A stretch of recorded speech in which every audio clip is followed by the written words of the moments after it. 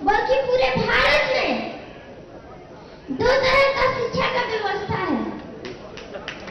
अमीरों के लिए अलग, जिनके बच्चे नामी प्राइवेट स्कूलों में पढ़ने जाते हैं, और गरीबों के लिए अलग, जिनके बच्चे सरकारी स्कूलों में पढ़ने जाते हैं।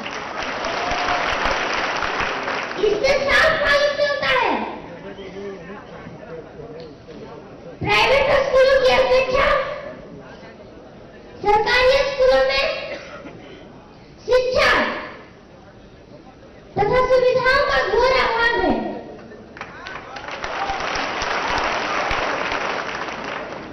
आखिर क्या कारण है कि कोई भी डॉक्टर, इंजीनियर, वकील, यहाँ तक कि उस स्कूल के शिक्षक भी अपने बच्चों को सरकारी स्कूल में पढ़ाना नहीं चाहते हैं। विकास पुरुष के सामने ही विकास की परतें उघार के रख देने वाले इस बच्चे की कहानी करीब 6 साल पुरानी है, यानी साल 2015 की। साल 2015 में मुख्यमंत्री नीतीश कुमार को सरकारी स्कूलों की असलियत से रूबरू कराने वाले कुमार राज से मुख्यमंत्री ने भले ही अपनी आंखें चुरा ली, लेकिन साल 2021 में पटना हाईकोर्ट और उसके सवालों से आंखें कैसे चुराएंगे। पटना हाईकोर्ट ने बिहार सरकार को आदेश दिया है कि वो 16 अगस्त तक इस बात की जानकारी जुटा ले कि राज्य में कितने IAS, IPS के बच्चे सरकारी स्कूल में पढ़ते हैं। कोर्ट ने बिहार के सरकारी स्कूलों पर तल्ख टिप्पणी करते हुए ये भी कहा है कि स्कूलों की हालत खस्ता हाल है।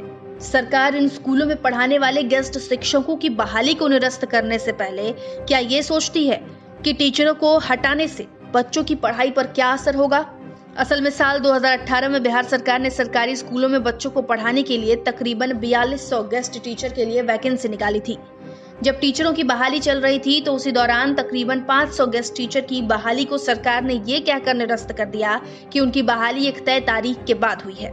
इस पूरे मामले को लेकर गेस्ट टीचर ने हाईकोर्ट में याचिका डाली, जिसकी सुनवाई करते हुए कोर्ट ने 13 जुलाई को राज्य सरकार से ये आंकड़ा जुटाने को कहा कि राज्य के कितने आला अधिकारियों के बच्चे सरकारी स्कूल में पढ़ाई करने जाते हैं, बिना कारण बताए वो नोटिस दिए हटाने पे।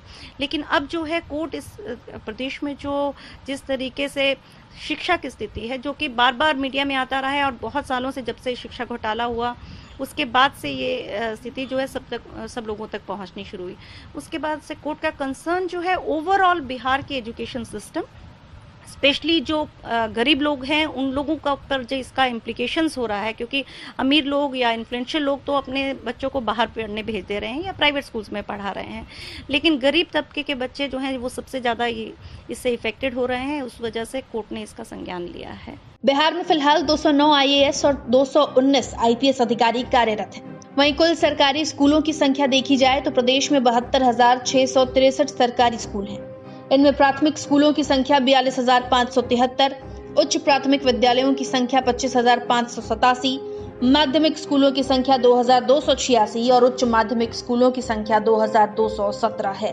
तो सवाल ये उठता है कि एक तो बिहार की शिक्षा व्यवस्था पहले से ही खस्ता हाल है, और ऐसे में अगर अच्छे शिक्षकों को भी निकाल दिया जाएगा तो फिर बच्चों को आखिर पढ़ाएगा कौन।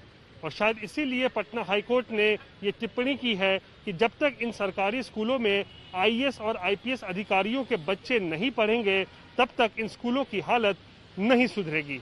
इधर हाईकोर्ट के आदेश के बाद शिक्षा विभाग के अपर मुख्य सचिव ने इस मामले में बिहार के तमाम जिला पदाधिकारियों और पुलिस अधीक्षकों को पत्र लिखकर 4 अगस्त तक जवाब मांगा है।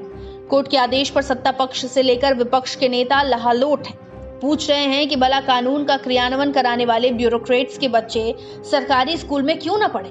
बिहार के विकास में यहाँ के नेता नहीं बल्कि अधिकारी बड़े अवरोधक साबित होते हैं। ये तो बहुत महत्वपूर्ण है, जितने IAS IPS हैं उनके बच्चे को सरकारी स्कूल में ही पढ़ाना चाहिए, तभी एक अच्छा मैसेज जाएगा। मैं इसके एकदम साथ में हूँ, क्योंकि जब वो खुद उनको हम लोग लॉ मेकर हैं और लॉ एग्जीक्यूटर ब्यूरोक्रेट्स ही होते हैं, और उनके जब बच्चे पढ़ेंगे सरकारी स्कूल में तभी उनको पता चलेगा कि क्या कमियां हैं, उसको वो दूर करेंगे। अल्टीमेटली बिहार में जो प्रॉब्लम हो रहा है ये नेताओं के कारण, मंत्री के कारण नहीं हो रहा। अगर विकास में कुछ प्रॉब्लम भी आ रहा है, कुछ शिक्षा में हो रहा है, जो ये अधिकारियों के कारण हो रहा है, ढीलापन के। देखिए, अगर सरकारी स्कूल में नहीं भेज रहे हैं तो क्यों नहीं भेज रहे हैं, इसका भी आप क्वेश्चन कीजिए। हाँ, क्योंकि कोई ना कोई कारण है, यहाँ पर कोई सरकारी स्कूल में पढ़ाने के लिए तैयार नहीं है। सरकारी स्कूल की व्यवस्था और किस तरीके से क्या है, ये तो सब लोग को पता ही है कि टीचर लोगों का क्या हाल है, स्टूडेंट लोग का क्या हाल है, एग्जाम में क्या होता है क्या नहीं, ये बताने वाली बात नहीं है, तो समझने वाली बात है। लेकिन सवाल अधिकारियों के साथ ही सूबे के माननीयों से क्यों ना वीआईपी माननीयों के बच्चे भी बिहार की बदहाल शिक्षा व्यवस्था का दंश झेले, क्योंकि लॉजिक तो यही कहता है कि जब तक इनके बच्चे सरकारी स्कूल की हवा नहीं खाते तब तक इन्हें कैसे पता चलेगा कि जिस सूबे की जिम्मेदारी इनके कंधे पर है उस जिम्मेदारी को ये कितने बखूबी से निभा रहे हैं।